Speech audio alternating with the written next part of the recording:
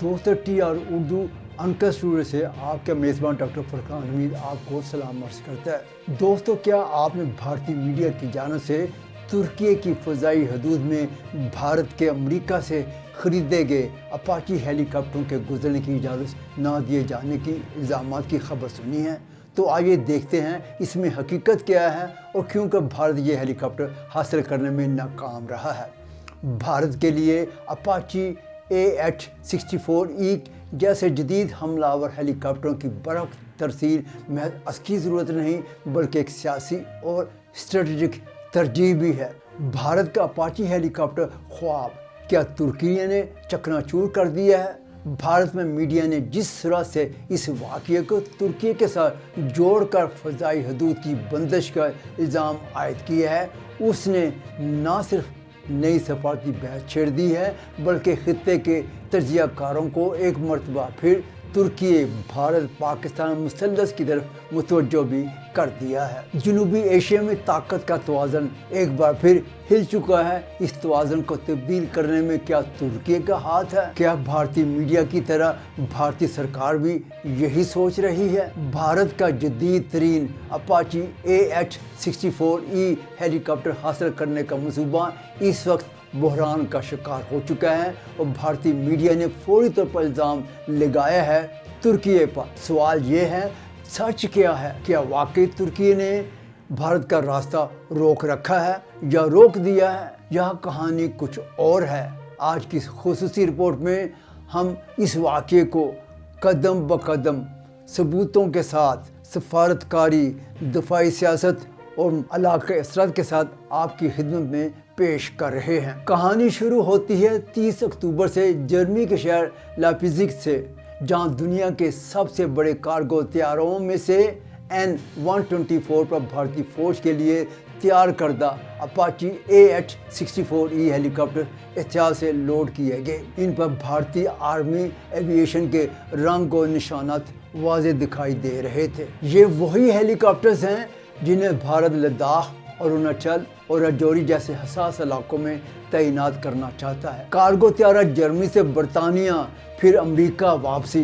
Cargo तैयारों ने जाना तो भारत था, तो फिर हुआ क्या? क्यों का ये कार्गो तैयारा वापस अमेरिका चला गया? 1 नवंबर को ये तैयारा एरिज़ोना के मेसा गेटवे एयरपोर्ट पर पहुंचा, जहां आखिरी तकनीकी तैयारी मुकम्मल कर ली गई। फिर ये यूके के ईस्ट मिडलैंड एयरपोर्ट के लिए रवाना हुआ और यहां से इसे बराह रास्त भारत जाना था।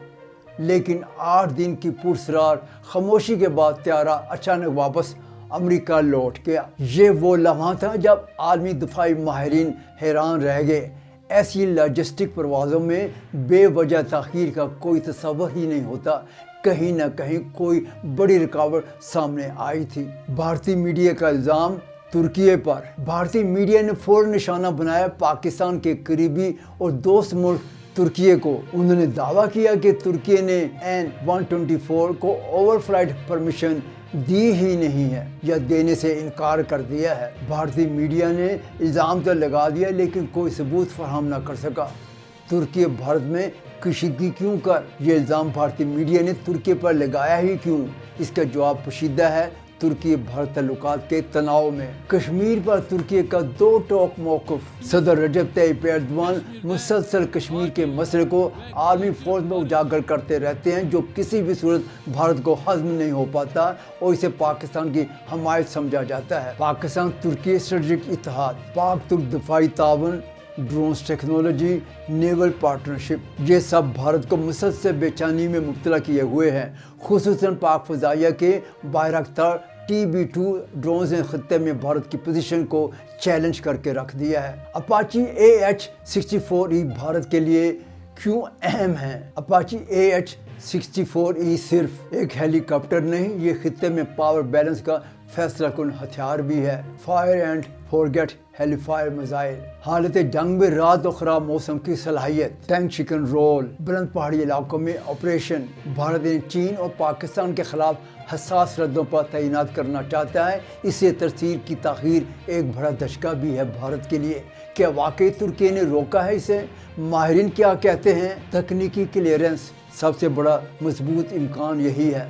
रूसी طیارہ AN-124 ہے، جبکہ ترکی نیٹو کا رکن ملک ہے۔ روسی طیاروں پر خصوصی پروٹوکول اسی صورت میں لگتے بھی ہیں۔ ملٹری کارگو کی حساسیت، فوجی سامان کی اوور فلائٹ ہر ایک ملک انتہائی احتیاط سے دیکھتا بھی ہے اور چیک بھی کرتا ہے۔ بھارتی سیاسی بیانیہ، بھارت اکثر اپنی داخلی کمزوریوں پر پردہ ڈالنے کے لیے بیرونی فیکٹرز کو ذمہ دار ٹھہراتا ہے۔ امریکی بھارتی تکنیکی اختلافات، امریکہ کی خاموشی اپنی جگہ ایک سوال ہے۔ بعض دفاعی ماہرین اسے بھارت امریکہ کے درمیان کسی اندرونی اختلاف کا نتیجہ بھی قرار دیتے ہیں۔ اس تاخیر کے علاقائی اثرات، پاکستان کے لیے سفارتی کامیابی کا اثر ہے۔ چین کے ساتھ بھارت پر دباؤ، امریکہ کا غیر واضح کردار، ترکی کی خاموشی مگر حکمت بھری سفارتکاری۔ انقرہ کسی ایسے واقعے پر فوری رد عمل نہیں دیتا جو غیر مصدقہ ہو۔ یہ رویہ ترکی کی پیشہ ورانہ سفارتکاری کی علامت بھی ہے۔ اب ہوگا کیا؟ سب سے بڑا سوال یہ ہے کہ بھارت کو اپاچی AH-64E کب ملیں گے، کیونکہ اس کا اثر پڑے گا بھارت کی سرحدی حکمت عملی پر، چین کے ساتھ طاقت کے توازن پر، پاکستان کے دفاعی پلان پر اور خطے میں امریکی اثر و رسوخ پر۔ کہانی ابھی ختم نہیں ہوئی۔ AN-24 واپسی محض ایک پرواز کی تبدیلی نہیں ہے۔ کہانی ابھی ختم نہیں ہوئی۔ اچانک AN-124 واپسی محض ایک پرواز کی تبدیلی نہیں، یہ پورے خطے میں نئی سفارتی گرمی کا آغاز بھی ہے۔ ترکی نے کوئی الزام قبول ہی نہیں کیا ہے، امریکہ نے کوئی وضاحت ہی نہیں کی ہے اور بھارت صرف میڈیا رپورٹس پر ہی کھڑا دکھائی دیتا ہے۔ فی الحال اتنا واضح ہے کہ بھارت کا اپاچی خواب عارضی طور پر ترکی نے چکنا چور کر دیا ہے اور آنے والے ہفتوں میں یہ معاملہ مزید تنازعات اور کیا سرائیوں کو جنم دے سکتا ہے۔ اب دیکھتے ہیں آگے ہوتا ہے کیا۔ دوستو، ترکی صدر ایردوان سے متعلق تازہ ترین خبروں کے لیے TR اردو کو سبسکرائب کیجیے۔ اب اپنے میزبان ڈاکٹر فرقان حمید کو انقرہ اسٹوڈیو سے اگلے پروگرام تک کے لیے اجازت دیجیے۔ اللہ حافظ۔